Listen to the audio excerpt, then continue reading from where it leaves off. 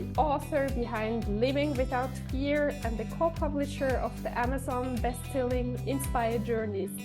If you're ready to embark on a journey of boundless possibilities, I'm here for you. Do you know someone who could benefit from today's episode? Share this podcast with them. Don't forget to subscribe to my newsletter, join me on YouTube, and if you enjoyed what you heard, leave a short review or rate it on your favorite podcast platform with a lot of stars. Your support means the world to me, and I'm truly grateful for each and every one of you. Thank you. And today I'm so excited to have the first man on my podcast, and it's Vincent Dowd. Vincent is a professional speaker and masterful storyteller who captivates audiences globally. Specializing in conscious communication, he guides influencers and thought leaders in impactful and ethical speaking, covering storytelling, stage dynamics, audience engagement, and ethical persuasion. Vincent's multi-disciplinary approach incorporates rapport building, NLP, and more, empowering entrepreneurs to refine spoken language. Having trained 350,000 plus students from 40 countries, Vincent's mission is to elevate conscious communication skills, amplifying impact and influence for coaches, entrepreneurs, and thought leaders. Welcome, dear Vincent, to the show. Thank you, Esther. I appreciate you having me on. I'm glad to be the first male, so I appreciate that. So, Vince, let's start right with my favorite question. What has been your turning moment or moments in life? My turning moments. Well, I guess I would say there would be two turning moments that would be the primary. And the first one probably when I was younger, around 28 years old. I had grown up in a lot of lower middle class poverty, dysfunction, and watching my mom work 3 jobs and never being able to pay the bills, I became very driven to become wealthy. And, I didn't have mentors or anything like that, but I just did what it took to go out, and I found a way and through the stock market. And then eventually as a speaker, teaching stock market strategies, and then other business. So that was the first turning point where I went from a challenging environment to making very good money, traveling around the world and educating people. And then, of course, as a younger person, thinking that money would solve my problems, because that's all I heard as a little boy is we don't have enough money, and the stress was around no money. So I went out and focused on money so I could take care of my mom and do those cool things. But even when I made money, it didn't resolve the internal problems. So I think the next turning point came when the real estate crash hit, and I lost pretty much everything. And what was probably the worst thing in my life, if you've ever lost money before, you might know the pain, but losing it all, around that time, my mom passed away. And a lot of things hit me, almost like the universe was punishing me. So I thought at the time. I felt like maybe it was karmic. But what turned out to be, I thought the worst case became the best case scenario, because it moved me to live with a guru from India in the forest for a year. And I went from the outside external world into the internal dimension of who I am. And that has been the most profound journey in my life that has shifted everything for me into a different realm of what I want to work on and teach people, which is why conscious communication, consciousness in these areas are becoming more the front instead of making money, which of course we all need to make money in the world we live, but it's really about helping people to heal from the inside out and to understand who they are from the inside out. So that has been the greatest aspect of it all. Thank you. Why do you think it's so important to concentrate on the internal world? Because we all come from the external when we grow up? And why go inside? Well, I don't think people realize that the inside is where the truth is. The outside is a projection from the inside. So we have two eyes, which are physical, and the two eyes represent duality. So when we look into the external world, we're seeing the laws that are manifest in reality, which is like the law of polarity, where there's two sides of every one thing, which is the battery or the pole. And our eyes will look at duality and create the good and the bad, the up and the down, the left, the right, the dark, the light. But that all is, just visions filtered into our mind. And so the whole world, we tend to get beat up or pushed around by circumstance. Just like growing up, that's what I believed. And my mom would always say, we don't have money because the economy's bad, or because there's no jobs, or there's stagflation, or your father doesn't pay child support. And this is what most people do. They spend their lives looking at the external circumstances, and those are the reasons that hold them back, that cause all the issues. However, when we change our focus from the external to the internal, there's only one eye, which many would call the third eye, or the deeper level, and that's unity consciousness, realizing that there is not separation, there's only one. And when we go deep within ourselves and we start to ask the right questions, we start to realize that I'm creating this entire projection outside of me. And it's through my thinking and through my feeling world that I project onto the screen of consciousness whatever my filters are. So I always like to tell people in my seminars that many people believe we're living in this reality, but the truth is there's 8 billion realities on the planet, and everybody's projecting onto this blank screen we call consciousness based on the filters that they have from their past. So if you grew up in poverty and you grew up in very negative, dysfunctional circumstances, well, then we see the world through those eyes. And then we see more of that in our society because that's what we're coming in from. On the other hand, if you grew up in an environment where they lifted you up and there was wealth consciousness and different things like this, you create that in your reality. And I prove this by saying, well, if you think about the worst economies in the world, you see people becoming billionaires. So if it's really a bad economy out there, how is it that people become billionaires? And yet in the best economies, there's people that will still make excuses of why the world doesn't work. They can't make money. And so to me, the inside is real, but we've never been trained that way. So we spend our lives chasing the external, which is an infinite loop, if you will. Mm-hmm. And why do you think it's sometimes necessary to get wealthy as well? It's funny, the wealth, I'm really starting to look at words differently, especially as I'm moving into this conscious communication space. And I realize that our words are the architects of our reality, because whatever we're thinking, we speak, and a word is just a spoken thought. And then when you add emotion to it, it becomes a belief, And so even when I think of wealth versus rich, I think rich people have a lot of money. However, a lot of times they are broken spirits. They don't have the health. They don't have the relationships with their family, but they have money because they've sacrificed everything to have more of this illusion we call money. Wealth, I think, is a different word in regard to a wealthy person understands the abundance from within, understanding that the abundance comes from us, the infinite being that we are. And once we really understand who we are and we operate with our language and our feelings in alignment, then the wealth is ever flowing. So, money's going to come and go. Everything that's temporal has a beginning and an end. And that to me is not real. That is the dance of consciousness and energy. The real is the one watching all of it move through the space, which is who we are. And so the wealth is understanding who we are, to me. And that's the important part. And I think once we get that right from the inside out, money will be attracted to the higher frequency, the nature of who we are.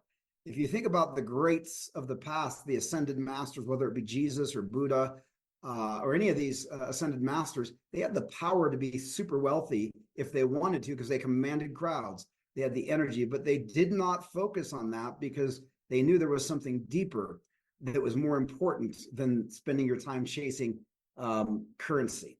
And so I think it just depends on where people are, what they want to do with their lives, because we are the creators. And so if whether you want to chase the money or whether you want to chase the wisdom or understanding, I don't know. It's interesting. I realized my whole life I was chasing money. And then when I was at the ashram and in meditation, it showed me that money should be chasing me because I'm the value. And I think every listener is the value. We're the ones that create every dollar or pound or whatever currency you're being paid in. You've created that. It didn't come from outside of you. You added value to the world and you were paid a certain amount for that energy exchange. So give more value to the world and more money will chase you. And how do you think about money today? How do you talk with money today? Well, I still have patterns that come up that are negative patterns, that are poverty thinking patterns, because if you spend your life being programmed in that, my mom was not a fan of wealthy people. She thought, she'd speak negatively about money. We always had bills that were overdue. So we never had enough. I am not enough. We don't have enough. And so what I tell people as well is, if you think about it, as a child born, they are programmed because when they come into the world, they're operating in theta brainwave from 0 to 7 years old. And they're not thinking, they're just absorbing. And you look at a child, they're just full of love and wonder and joy. That's our true nature until the mind gets in and programs us like a sheet thrown over consciousness. And then now we have all these issues. And so growing up, if parents keep saying, I don't have enough, we don't have enough, we can't afford it. You flunk kindergarten, you're not smart enough, you're not good enough, all these are programming us, right? It's not their fault because they don't know they're doing it. They do the best they can. But the thing is, I still have programs from that childhood that I struggle, with the significance of am I good enough to make money? And so what conscious communication does is allows me to bring awareness to the words I use. And so you'll be amazed that if you listen to people and you bring your awareness to even videos or people, you'll hear how many times people say things that work against their flow. So they want to be wealthy, but then you hear them say, I'm not good at that, or I can't, I don't, I won't, I shouldn't, but all these words and many others are actually blocks. And if you think about unconscious communication, 90% of the day we're thinking and speaking unconsciously programs from the past. And therefore it's like, I guess a metaphor would be like if you're climbing, if you had this big wall and a rope you had to climb like the military, and you had one arm that's trying to climb it and like 50 other arms pushing you off, trying to knock your hand off the rope. That's what's happening. We're conscious of the one that we have on the rope because that's our desire, but we're missing all the other ones that are pre-programmed in from the past that are blocking us from achieving our objective. So until we bring awareness to the words we're using, which are from the thoughts we think, and we start to listen to our own language and other people's language, you can start to pick it up very quickly, that the stories and the beliefs and all of that. So it's about bringing the awareness to ourselves, the words we use, and then also to the other, and to hear their words so you understand them better. And it's amazing if you do this in 5 minutes, you'll hear people using all these words that are blocking their flow. What worked best for you to reprogram your mind about money? To reprogram? Yeah. Do you have some sentences which worked for you best, or how do you get aware of your blocks and still beliefs maybe getting in the way? When I started the journey, I read the book Think and Grow Rich by Napoleon Hill many, many times. And I started to speak. My story is really interesting because when I read the book, I was not a reader. I'm dyslexic. I didn't read my first book until that book. And I struggled with reading. But when I got that book in my hands, I'm like, oh my gosh, why didn't I have this book in school? Because this book spoke to me. It spoke to me because it was about what's coming from within me. It was about the words I used. So I actually took his steps and I put them on my mirror. And I remember putting on the mirror, I made $100,000, which was astronomical amount of money. At my point, I was broke and in debt. But I put it on my mirror and I read it to myself every morning upon waking. And I said it in the mirror, and I would speak it out loud with emotion and power. And at night before I went to bed, when the subconscious mind is moving in and those brain waves are changing to absorb it. And I began, and at first you feel like you're lying to yourself because you're speaking to yourself, saying I have $100,000 in my account, and you know you don't in the physical world, so you feel like a liar. However, what's funny about that is as you keep saying it, you start to believe it. That's why people that lie will start to believe their own lies, because they hear it so many times, it's a belief, and they start to just embody it. So I started to embody it and just acting as if. Now, of course, if you have more money, you walk different, you talk different, you've embodied something that shifts your energy to a higher frequency. And then within a year and a half, I had well over 100,000 in my account. In fact, hundreds of thousands that I had made through trading. And it blew my mind that this actually came true. And that was the beginning of me reprogramming. But again, then I can, if we don't watch it, we can become very, very attached to the money. And now it's all about the money. So the ashram and the journey of yoga nidra, and things deeper into my inner realms made me realize what I really want, what everybody really wants, is what they already have, which is the happiness and the joy. If I am a happy person, and if I am exuding joy and happiness, very few people do that. If you notice, they walk around, they look miserable.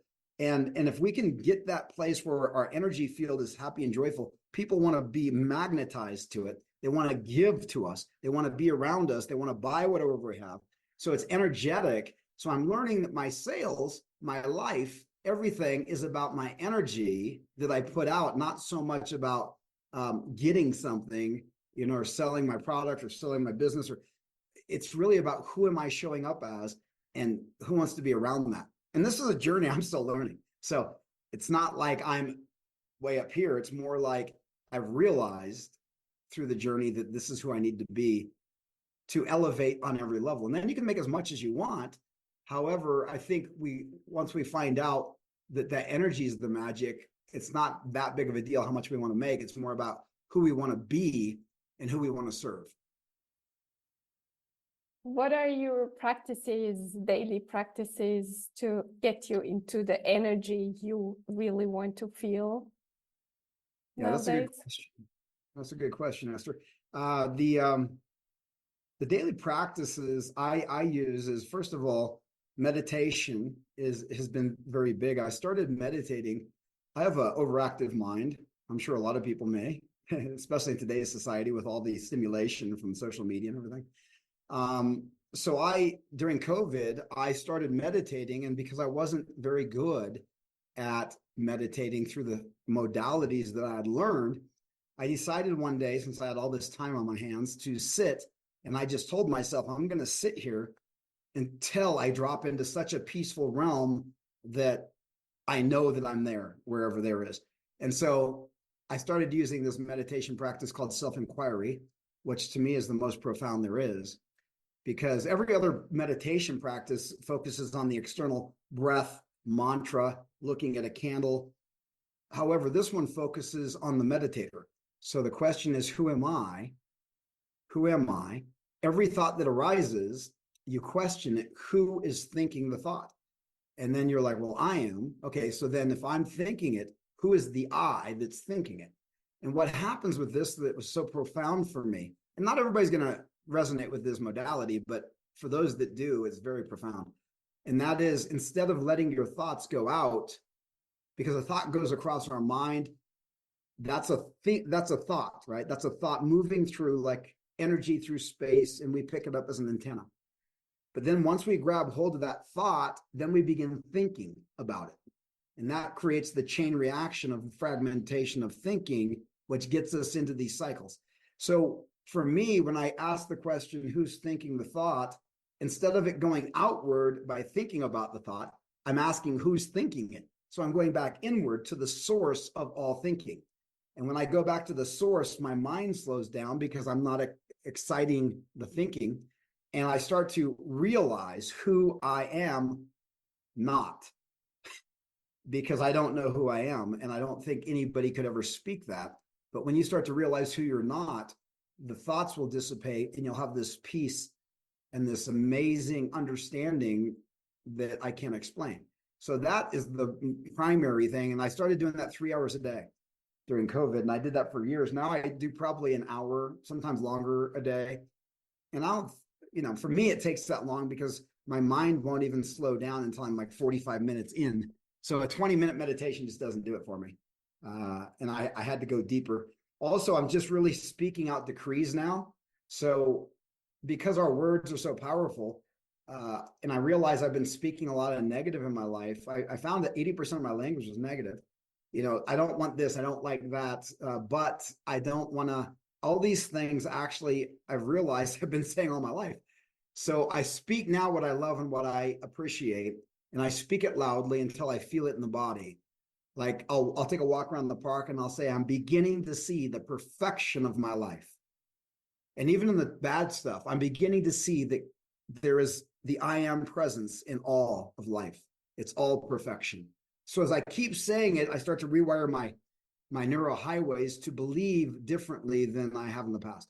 Those are the two primary: quiet the mind with meditation, and then speak out what you love and what you appreciate so that you get that feeling in the body. Do you journal as well?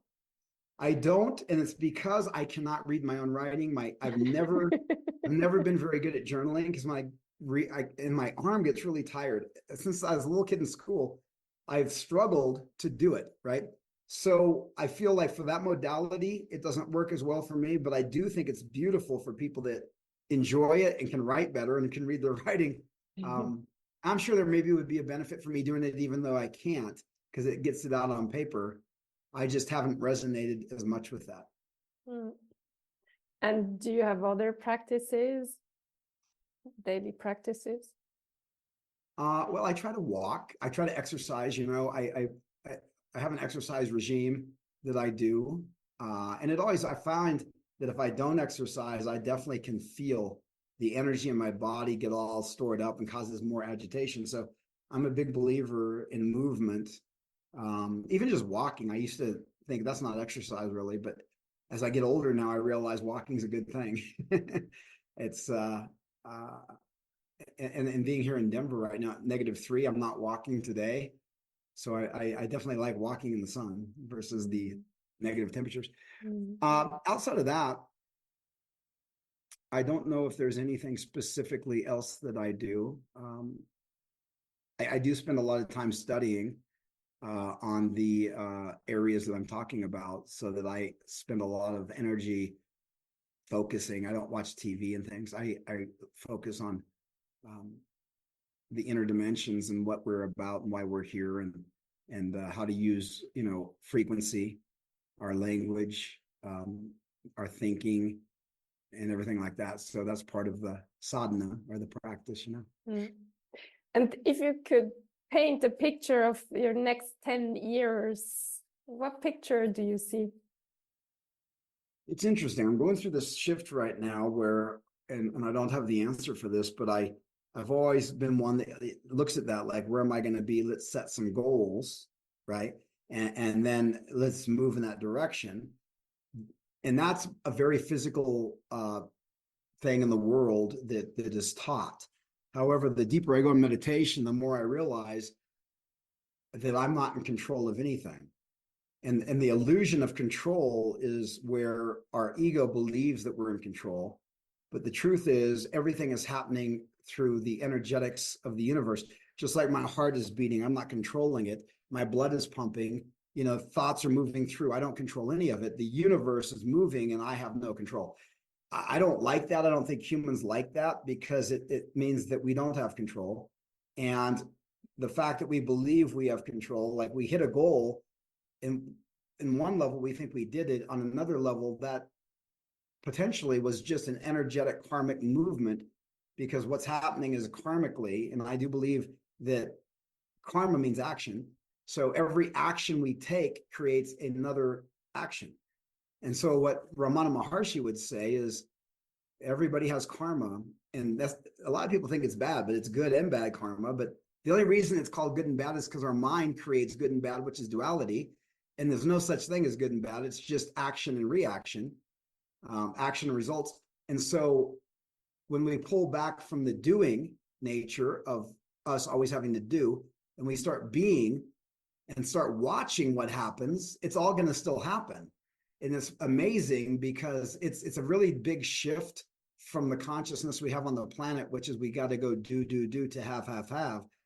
And what I'm finding is we don't have to do anything. It's all being done through us through inspired action. If we're sitting with it and watching, people will show up, things will happen, synchronicity will occur if we allow ourselves to see, watch, and not get in the way of karma. And the thing I'm finding really interesting is karma is not just a physical action. Our thinking actually can cause karma because we either try to push a thought away. I just did a video on the shadow work, right? So on the shadow of ourselves. And when thoughts come up that we don't like, humans tend to push them down. They don't want to feel it. They don't want to express it. That's called the repressed thoughts that become a graveyard in our life, and then suppressing thoughts, right? And so what happens is we build all this pressure, pushing all this down that we call negative. We don't like it. It's our shadow. And then what happens is eventually it bursts out and causes a which is dis-ease and disorder and all the challenges. So for me, allowing the thought, not repressing it, not suppressing it, would be more healthy than trying to resist it, which is going to cause karma and more reactions that keep me stuck into this chain of physicality. So it's kind of a weird one because I think people don't like that. They feel like we always have to do something. But I think the more lazy we become in the sense of watching what's happening, we become the observer and realize that it's all being done through us instead of us doing it. And then the ego doesn't know what to do with that because the ego wants to take credit for everything. So it's I'm on that edge, so I can't say exactly because I'm definitely still doing things, but I'm moving on that path to see what's going to happen as I slow down my doing and just open myself up to the being and see what shows up in my environment. And if you look back now, Vince, 10 years or 20 years, and you see Vince then and you see him now, what are you the most proud of or happy of or grateful of? So 20 years down the road, or 10. I think, yeah, 10 or 20. I think looking back, I would just be very, very excited that I was able to dive deep within myself and to not allow my mind to control my life, to be more present in the moment that I'm in, right now, right here, and to allow source energy, to allow life to move through me without me having to resist everything and create and try to fix and deploy and, like I'm an orchestrator of the whole thing, to allow myself to surrender. So to me, the greatest thing I can do is to let go and trust that all is happening perfectly. Even in the darkest of times, there's always light in that darkness that allows us to grow. And so for me, I think it's just letting go of the reins and giving them up to source or the absolute and trusting that whatever's supposed to happen will happen and I can breathe easy. Oh, a good example of that is when Ramana Maharshi, who's a guru that I follow, this passed away a long time ago, but he said, why would you get on a train and carry your suitcases and keep them on your head or in your hands when you're on the train? The train is already carrying you. Put down your luggage and relax. And so that's kind of the metaphor for source energy, is already doing it. And we keep thinking we have to carry everything. Beautiful. If you have now 3 truths you would give to dedicate to our audience, what would you say? Maybe 3 sentences or 3 sharings? 3, huh? That's a good number. 3, I would say the first one would be to take time every day to observe your thoughts. And you know, a lot of people think meditation is about stopping thought, and it's not. It's just about quieting yourself and start to watch the thoughts as they arise. And what will make it easier, instead of following the thought, is just to ask who's thinking it. This thought just came up, and weird thoughts will come up when you're sitting by yourself, and they don't seem like they're yours. Like, who are these people in my head? I've had amazing thoughts, and I'm like, I don't even know what this is. But instead of following the story, I just ask who is thinking this. And of course, then it goes deeper into myself. So that's number one. That would really, I think, help people if they do a consistent practice of this. They'll discover a lot about themselves. Number two is, I think, really important that we start our day and end our day with that solitude and gratitude for what we do have and what we are experiencing. And that kind of puts bookmarks on the day. And I know before we go to bed at night, our mind is going into the deeper brain waves. And that's another thing. I mean, if you want to create the law of the universe is the law of gender, another law. And when you go to bed at night, whatever your conscious mind thinks about that last hour before you go to bed, that is the masculine energy that's now moving from the conscious to the unconscious mind. And the unconscious is not self-selective. It's not going to make a decision. It just creates whatever the conscious mind puts into it. So if the conscious mind is masculine and it's birthing, it's penetrating the subconscious with an idea, with thoughts, and the subconscious will go to work to create that. So it's really important when we go to bed at night that we put the right stuff in our mind and we think about that so that it moves into our subconscious and creates what you desire, instead of watching the news at night, which my mom used to do.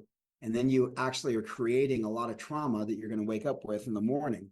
So I think starting the day and ending the day with gratitude and the right thinking will start kind of bookmark the day, bookend the day properly. And that's two. And then number three